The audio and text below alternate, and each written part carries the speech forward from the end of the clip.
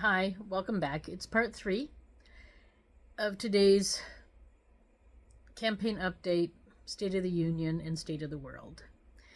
And currently, I think we were all dumbfounded when Russia attacked the Ukraine out of the blue, whatever, 2 years ago, 3 years ago. Whenever the beginning of this newest conflict happened, we were all like, why? What is, what is.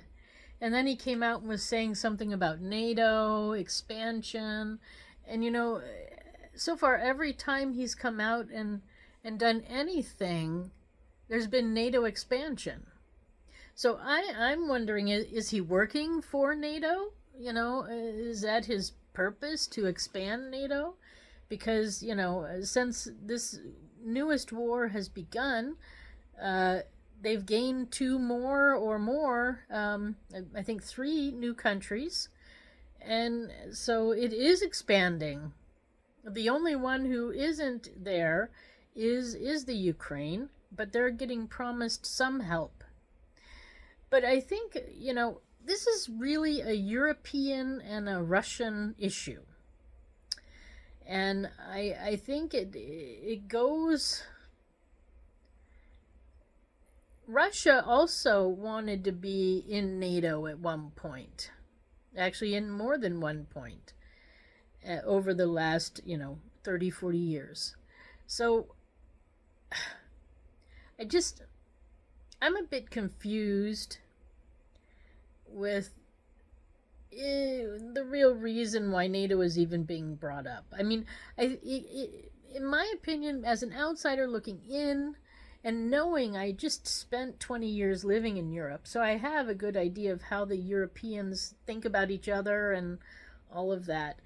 And it's almost like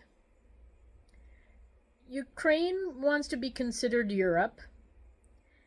And so, they want to get involved. But then Russia also is constantly being ignored by Europe, even though it was once very much a part of the European society. And I think that they are trying to bring back their stature. But it keeps failing, in my opinion. And I don't know where the future is. I mean, Russians are very much part of Europe, but the Europeans try to keep them at arm's length.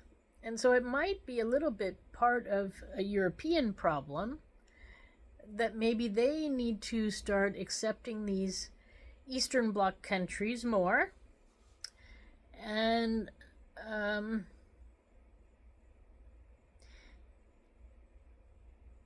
yeah, I think that comes down to it. One thing that I read is that there's some sort of military established base or service or Navy type vessels that need access to the waterways from the Russian side. And considering Russia does not have a large, prior to the war, does not have a large, port area. And so Crimea is really strategic. But then, on the other hand, Ukraine, it was given to Ukraine by the USSR for their anniversary last century. They had somehow there was some sort of celebration that was 300 years old, and the whole landmass was given to the Ukraine, which was anyways part of the USSR. So, I mean, it gets confusing, why would you accept it's a jurisdictional concept, so you're under the courts of... It would be like giving part of Texas to Mississippi, Um, I mean, you can. Why would you? So we have this actually in our Constitution that you can't do that the states can't do that, um, that things are, unless it's really agreed upon in Congress. So, but maybe that's what happened. Maybe things got agreed upon and then it was moved for whatever reason. But then when the USSR broke up, then it stayed with the Ukraine.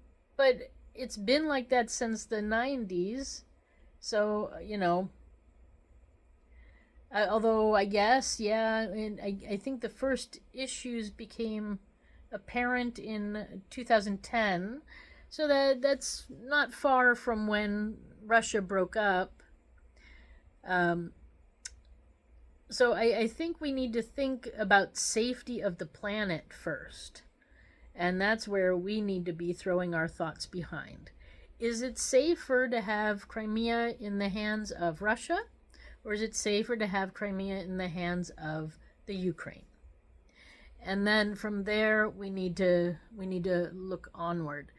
Now, I think that during the war, Russia has taken over land from the Ukraine. And so currently they sort of own this whole little waterway, which is that part of the deal? Should that be part of the deal? That this area goes with that water, and should it be there for the safety of whatever military fleet that is there?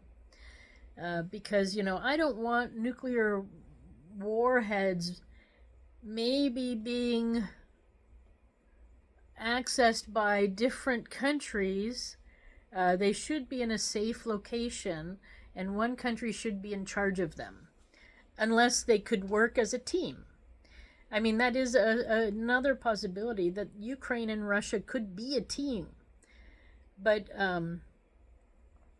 I don't really think that Putin was justified in his actions. I think we should really contemplate having all land returned to the Ukraine,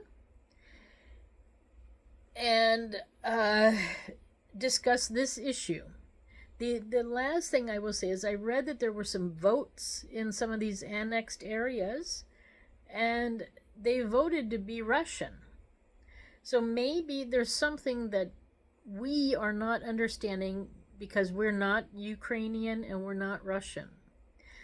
But if the majority of the people want to go to Russia, maybe we should give the vote to the people. But then will it be an honest vote? Are votes, if we have corruption in the USA, is there corruption in Russia and the Ukraine?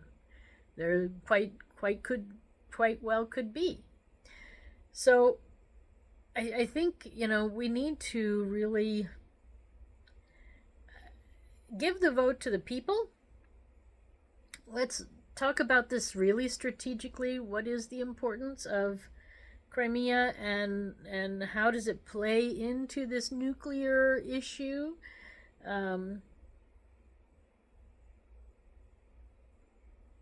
Yeah. Or we could even set up that whole region as a separate country altogether. So there are various paths forward. I mean, I understand militarily the concern from the Russian side. So, but having Crimea and then having the other new annexed counties, I guess, was that necessary? Does Putin deserve the spoils of war? I think not. I don't really think his actions were pure. I think I don't know. I mean, I have not met the man, so I don't know. But I think there should be some concern with, will he stop there or will it continue? Because now, currently, he now has a large border directly next to Ukraine. So now he's got to keep that border. And we know how difficult borders, when they're on land, are able to be kept. So I think we as a world, we need to think about the safety of the planet and the people first. And so if two arguing countries have the ability to use a space militarily, and they can't do it together, we have a problem. And if there are nuclear bombs included in this area, we have a big problem. So I think this is where the peace talks need to go. But I think giving voice to the people and contemplating military safety. Because we don't want, Russia trying to use their nuclear subs and then the Ukraine, here's wind of their movements, and then they decide, oh, we're going to get back at you. So, yeah, this tit for tat stuff is unacceptable for countries in our present world. Maybe it was something that people once did once, but we don't do it anymore. Okay, so that is my take on what's going on. I don't know if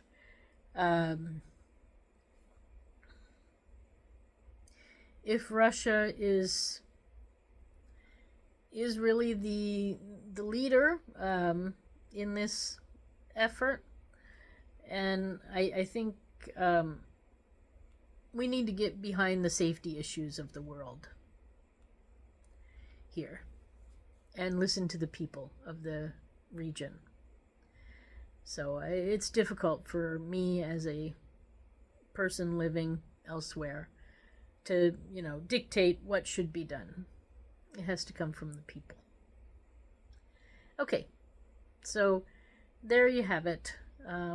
That's the end of part 3 and the end of my campaign update, State of the Union and State of the World address or message for today. My name is Susan Maud Buchser-Lochocki, and I have a website in case you want to look up my issues and especially about my lawsuit. It's susan4usa.com. That's Susan the number 4 USA.com. Thanks for stopping by. Have a good day. Bye.